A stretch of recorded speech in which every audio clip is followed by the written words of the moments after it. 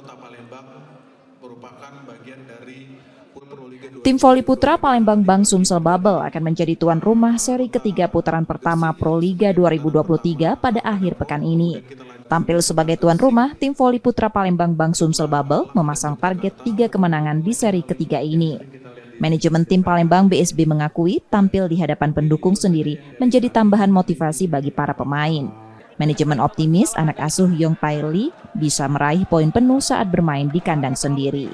Apalagi dua pemain asingnya dalam kondisi siap tempur. Kalau kebugaran, pemain 100% bugar semua.